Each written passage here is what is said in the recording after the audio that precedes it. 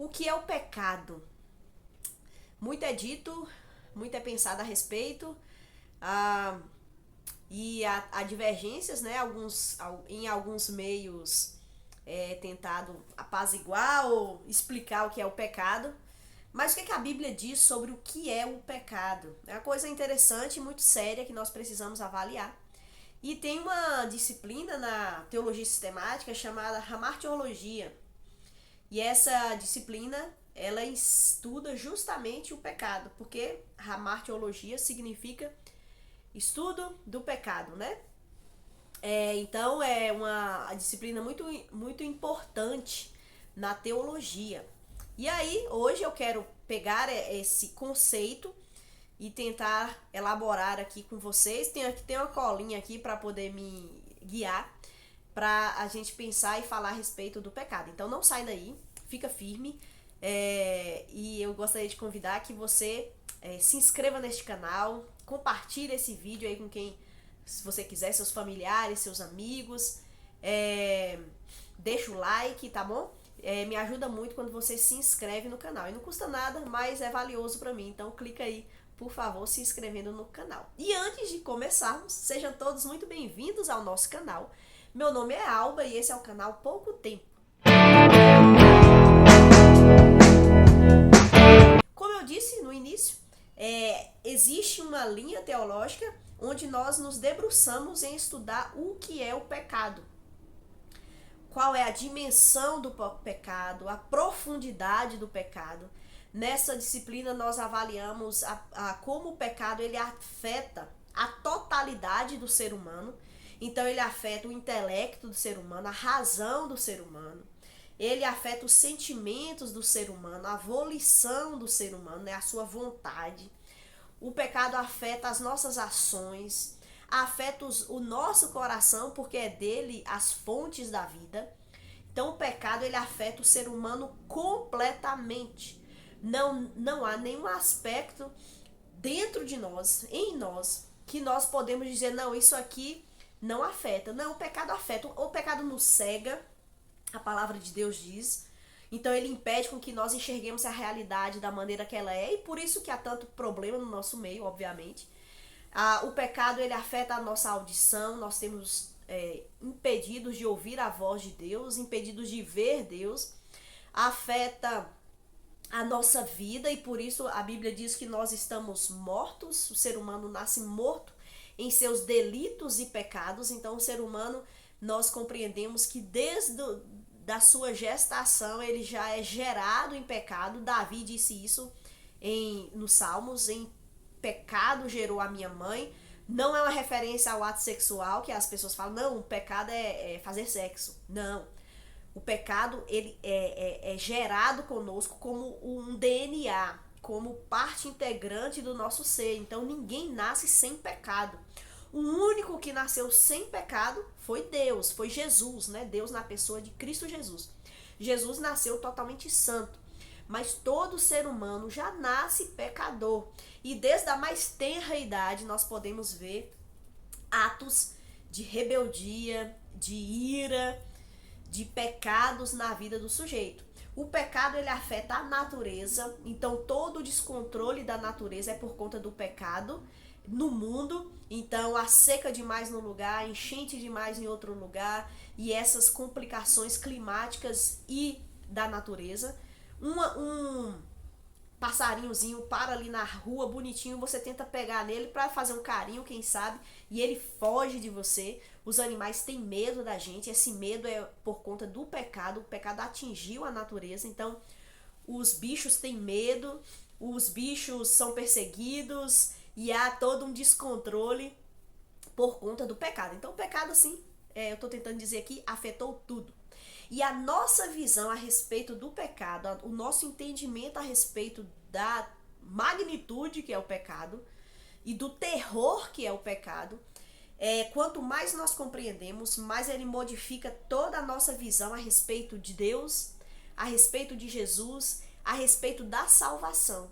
Quanto mais eu compreendo a dramaticidade, o caos e a extensão do pecado na minha vida, particular na minha vida, mais aumenta a minha compreensão a respeito do amor de Deus e da obra de salvação na cruz. Então é fantástico e extremamente necessário que a gente compreenda profundamente o pecado, o que ele é e como ele nos atinge drasticamente. E teve uma mulher que ela compreendeu muito grande, de uma forma muito fantástica, a questão do pecado. E está registrado aqui na Bíblia, em Lucas capítulo 7, a partir do versículo 36, vai contar um fato, e nele aparece essa mulher, e ela compreendeu o que eu preciso compreender cada vez mais, a profundidade do pecado, porque compreendendo, eu compreendo mais a graça e o amor de Jesus. Então, versículo 38 fala assim: um dos fariseus convidou Jesus para jantar. Jesus foi à casa dele e tomou lugar à mesa. Quando a mulher daquela cidade, uma pecadora, soube que ele estava jantando ali, trouxe um frasco de alabastro contendo um perfume caro. Em seguida, ajoelhou-se aos pés de Jesus, chorando. As lágrimas caíram sobre os pés dele, e ela secou com o seu cabelo, e continuou a beijá-lo e a derramar perfume sobre ele. Então, essa mulher pecadora, os comentadores vão dizer que ela era prostituta, porque assim, comportamentalmente, o pecado dela era bem exposto, mas nós, seres humanos, alguns cometem pecados que são mais expostos e agridem talvez a sociedade, algumas pessoas, mas há pecados internos, pecados escondidos, que de qualquer modo nos afeta grandemente.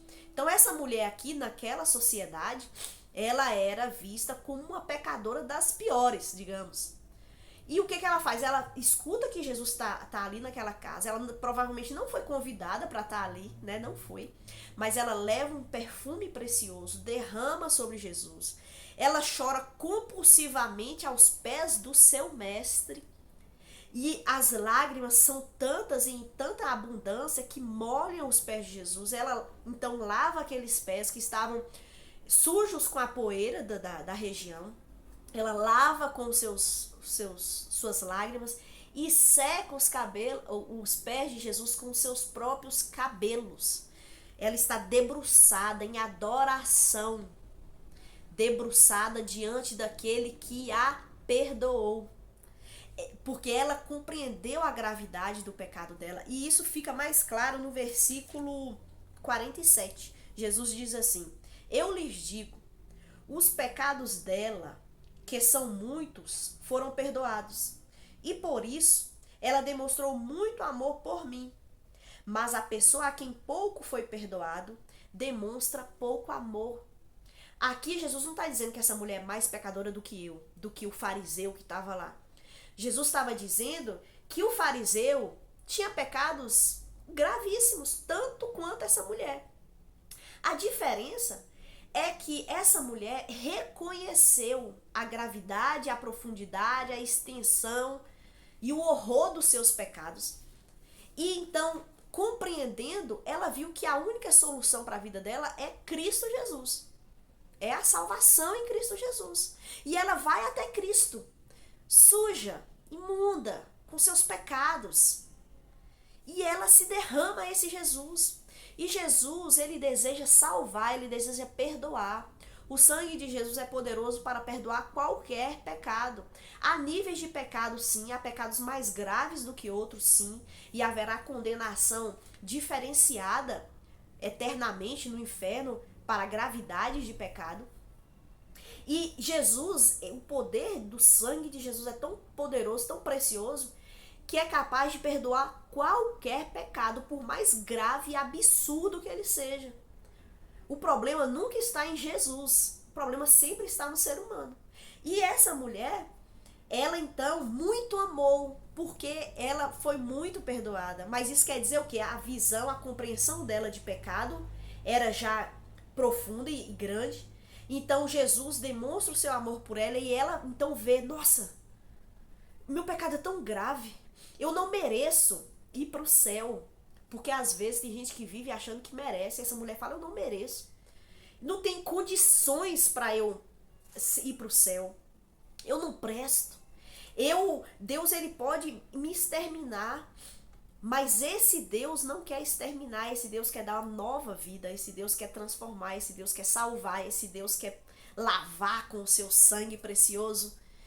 Então essa mulher, ela viu o quanto ela foi grandemente amada e grandemente perdoada. Já o fariseu achava que não precisava tanto de Jesus assim. Na realidade, os fariseus achavam que nem precisavam de Jesus. Poucos foram aqueles que se entregaram a Jesus. Então, Jesus diz, eu não vim para os sãos, eu vim para os doentes. Todo mundo é doente, mas nem todo mundo reconhece a sua doença. Nem todo mundo reconhece a sua nudez, nem todo mundo reconhece o seu estado de miséria. E por conta desse não reconhecimento, então não creem, não querem Jesus. Mas se nós fizermos como Bartimeu, né? Bartimeu foi um cego que viu a sua necessidade de Jesus e ele clamou, Jesus, filho de Davi, tem misericórdia de mim. É esse clamor que tem que partir dos nossos corações quando nós nos deparamos com a gravidade do nosso pecado. Porque todo pecado é uma ofensa contra Deus. E o problema do pecado, né, a questão do pecado é que o pecado ele é contrário à santidade de Deus. Deus ele é santo. A Bíblia deixa isso claro em muitos textos, mas eu quero ler aqui 1 Pedro, versículo 15 e 16, fala assim: agora, porém, então é a ordenança para nós, agora, porém, sejam santos em tudo o que fizerem, começando aquele que o chamou. Pois as Escrituras dizem, sejam santos porque eu sou santo. Está em Levítico 1,16. Sejam santos porque eu sou santo. Deus diz e demonstra através da sua palavra que ele é santo. Deus ele é santo, quer dizer puro, quer dizer sem mácula nenhuma. O pecado não chega na presença de Deus. Pecadores não são ouvidos por esse Deus. Há uma separação eterna entre nós e Deus por conta do pecado. Mas há possibilidade de sermos santos. Como? Só através da obra de Jesus. Porque a salvação ela tem desdobramentos.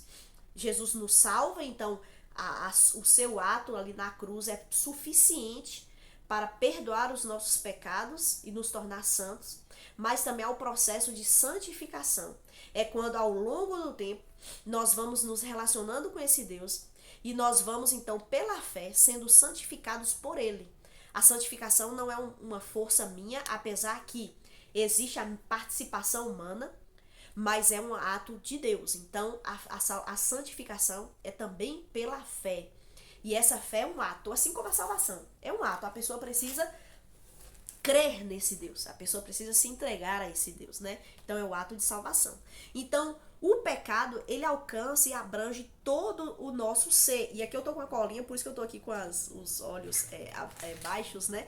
Por conta da minha colinha. Então a Bíblia, vários versículos falam sobre o pecado. E aí algumas palavras em hebraico que designam o que é pecado. Pecado é tudo que eu faço que transgride a lei de Deus. É tudo que eu faço, eu penso, eu sinto, as pulsões do meu ser e do meu coração que são contrários à santidade de Deus.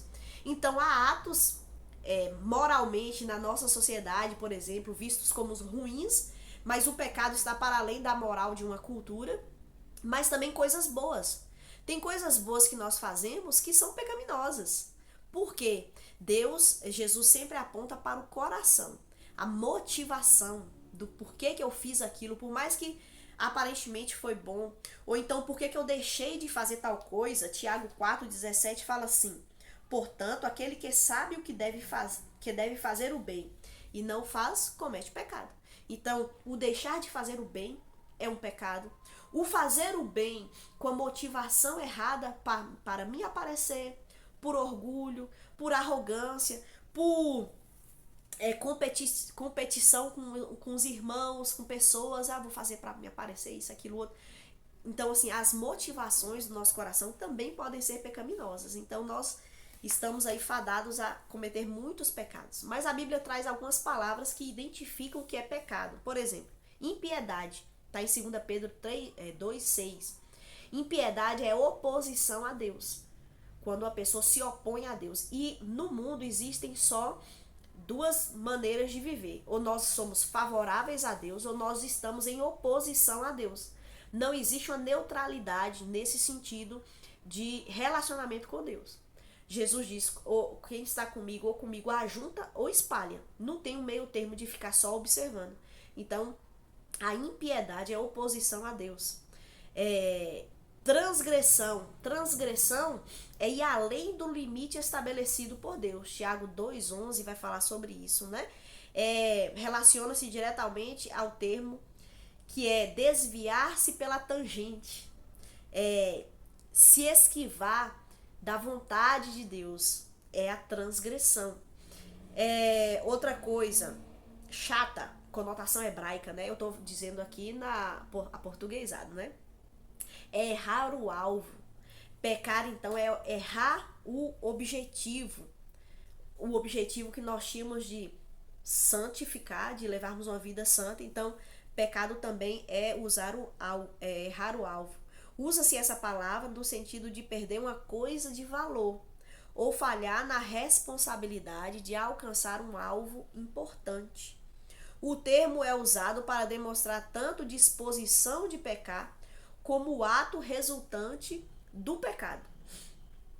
Outra palavra é pacha, rebelar-se ou revoltar-se contra Deus, contra os seus ensinos, contra a sua palavra. Em última análise, o pecado é uma revolta da vontade do homem contra a vontade de Deus. Então, é a revolta do homem que se coloca contrário à vontade de Deus. Deus deseja, Deus tem planos, Deus tem desígnios e mandamentos para o ser humano. E o ser humano, ao ser confrontado com isso, ele se revolta. Ele não quer saber disso. E essa revolta, muitas vezes, é colocada contra pessoas. Algumas pessoas usadas por Deus, ou em alguma situação, nos diz algum pecado que nós temos cometido. E aí no nosso coração surge uma revolta. E às vezes nós nos revoltamos contra pessoas e contra instituições. Mas no final das contas estamos nos revoltando contra Deus, porque a lei é de Deus. Então Deus, ele deseja um certo comprometimento com ele. Comprometimento total. Fidelidade total. E nós, quando somos confrontados, olha, você não pode continuar dessa forma, porque está errado, porque é pecado, porque Deus condena, aí nós nos revoltamos. Então tem gente que tem raiva da igreja, tem gente que tem raiva de pastores e líderes, porque é chato, porque fica me falando como eu devo agir, como eu devo falar. E essa rebelião é uma rebelião, no final das contas, contra Deus. Tem outra palavra chamada rachá, ímpio. O verbo significa ser reprovado, ímpio, culpado, pecaminoso. Descreve um caráter formado pelo desejo e pela prática do pecado. Tem também a palavra iniquidade. É o sentido de torcer, de perverter aquilo que é certo. Então, no mundo também nós vivemos uma inversão de valores, né? Uma mudança. Isso aqui não é tão grave assim, isso aqui não é tão ruim assim. Então as pessoas vão tentando dar várias explicações para comportamentos e para atitudes pecaminosas, para tentar apaziguar aquilo, mas isso é um pecado de iniquidade. Deixe-me ver outra aqui. Tem também, assim, há desdobramentos para uma vida de impiedade. Aí Malaquias 3:8 ressalta que uma das principais características do ímpio é recusar-se a servir a Deus. Então Malaquias 3:8 vai dizer isso. O ímpio, ele não serve a Deus, ele serve a si próprio. O ímpio se esquece de Deus. Então, tenta tirar da sua mente a questão de Deus, colocando outras coisas no lugar. O ímpio despreza a Deus. O ímpio provoca a Deus. O ímpio age como se Deus não existisse. Então ele simplesmente na sua mente diz, não, Deus não existe, eu não preciso de Deus, e vive como se nunca fôssemos prestar contas diante desse Deus. O ímpio vive como se Deus não existisse. O ímpio acha que não vale a pena servir a Deus, né? Acha uma bobeira, acha uma perca de tempo, né? Só que a impiedade ela não ficará sem o devido castigo. Por isso que Deus envia o Salvador Jesus para nos livrar do castigo, porque o castigo ele virá. E aí há um último pecado aqui que é uma manifestação do pecado, que é a idolatria. A idolatria é colocar algo, alguma coisa no lugar de Deus. E no final da história, assim, o ser humano ele costuma colocar a si mesmo como um Deus. Nós nos iramos muitas vezes porque nós não somos Deus. Nós gostaríamos de ser.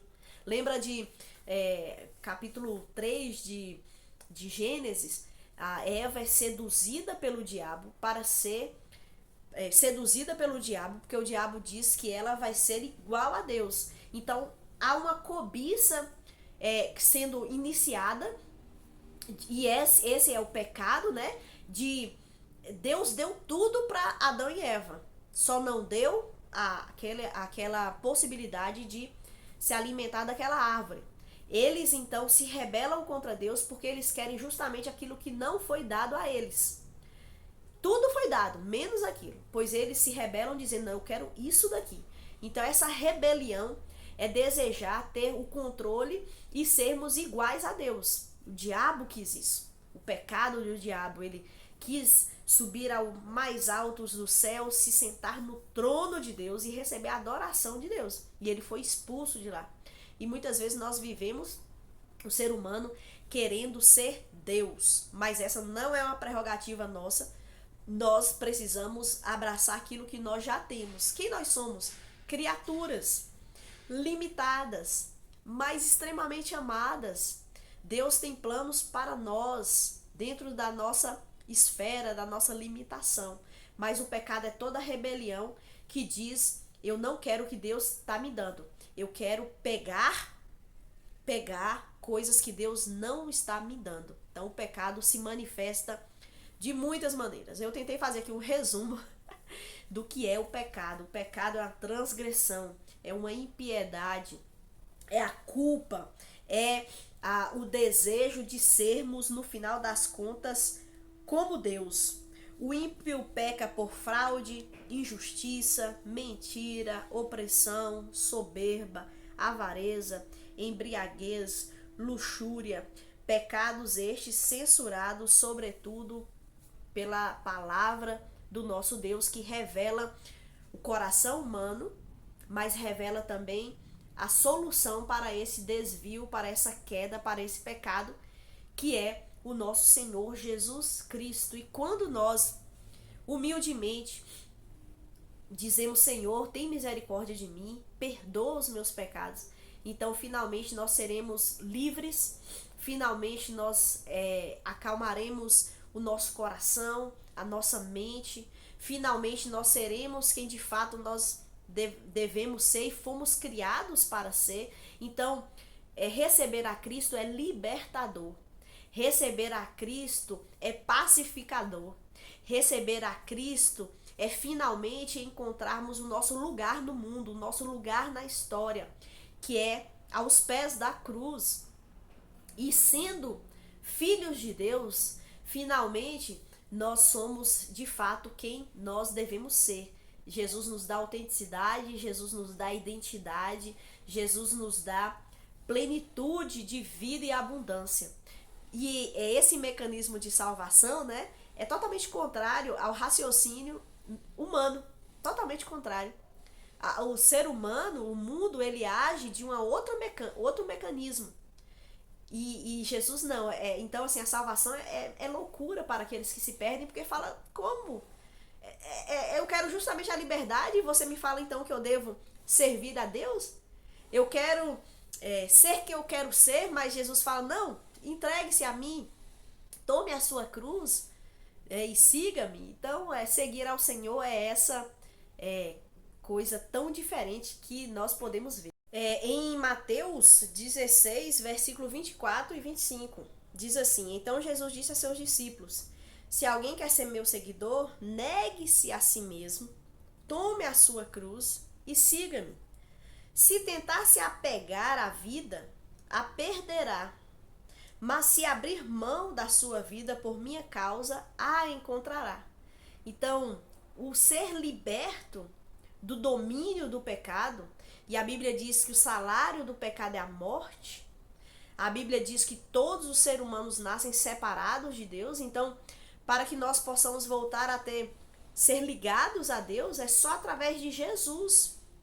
E é através de Jesus dessa forma. Dessa forma. Se tentar se apegar à vida, a perderá. Mas se abrir mão de sua vida por minha causa, a encontrará. Então nós vamos encontrar vida só em Cristo Jesus. Então é isto que eu vou trazer no dia de hoje sobre o que é o pecado, porque aí a gente acaba trazendo também qual é a solução em Cristo, mas que Deus possa nos guiar à compreensão mais profunda a respeito do pecado, para que nós possamos compreender ainda mais, como eu disse no início do vídeo, né? A obra de amor, de graça e de bondade do nosso Deus, que é tão maravilhoso e precioso, né? A obra de Cristo Jesus e da salvação. Que Deus abençoe sua vida, te trazendo compreensão profunda a respeito do pecado que há em você, mas também do amor que há em Cristo Jesus, e que só Ele pode nos transformar. Que Deus abençoe sua vida. Muito obrigada por você me acompanhar até aqui e até a próxima.